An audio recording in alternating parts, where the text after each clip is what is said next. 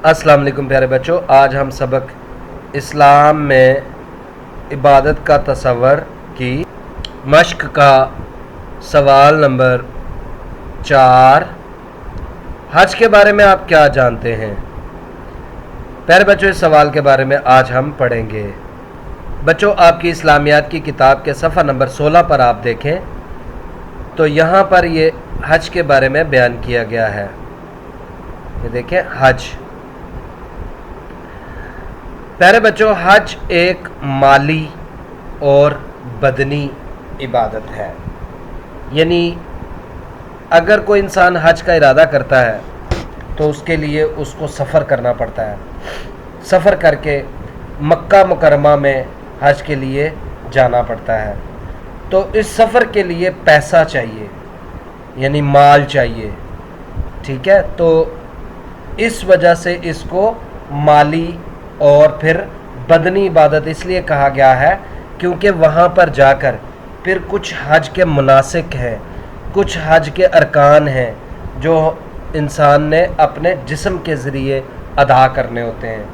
इसलिए हज एक माली और बदनी इबादत है कि इस पे पैसे भी खर्च होते हैं और इस पे जान भी लगती है, यानी अपने जिस्म के ज़रिए भी कुछ अरकान इसके, कुछ फ़राइज़ इसके जो हैं वो अदा किए जाते हैं।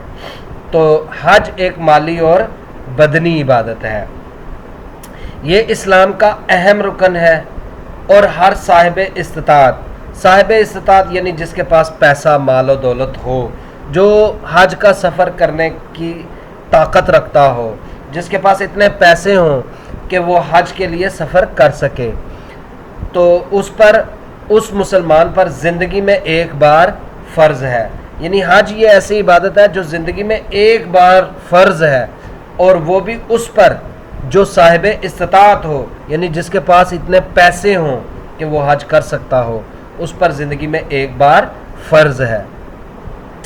आप सल्लल्लाहु अलैहि वसल्लम का इरशाद है कि जिसने इस तरह हज किया कि गुनाहों और फजूल बातों से बचा रहा तो वो पिछले गुनाहों से बिल्कुल पाक हो जाता है।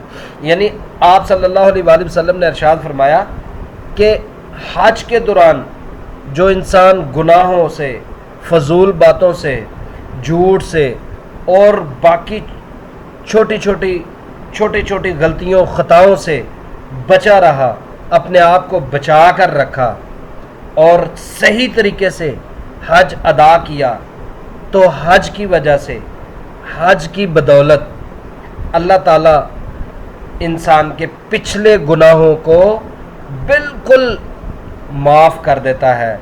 इंसान पिछले गुनाहों से बिल्कुल पाक हो जाता है।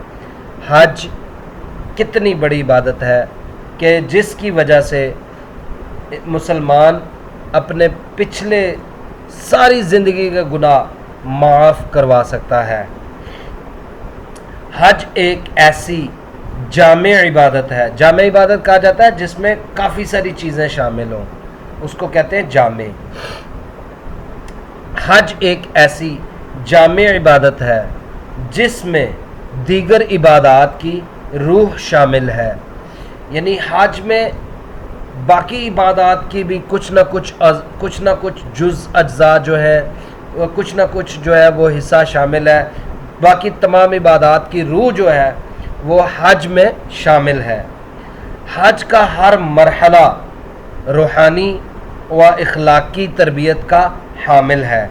यानी हज में हर मरहले में, हर मौके पर इखलाकी और रूहानी तरबियत होती है।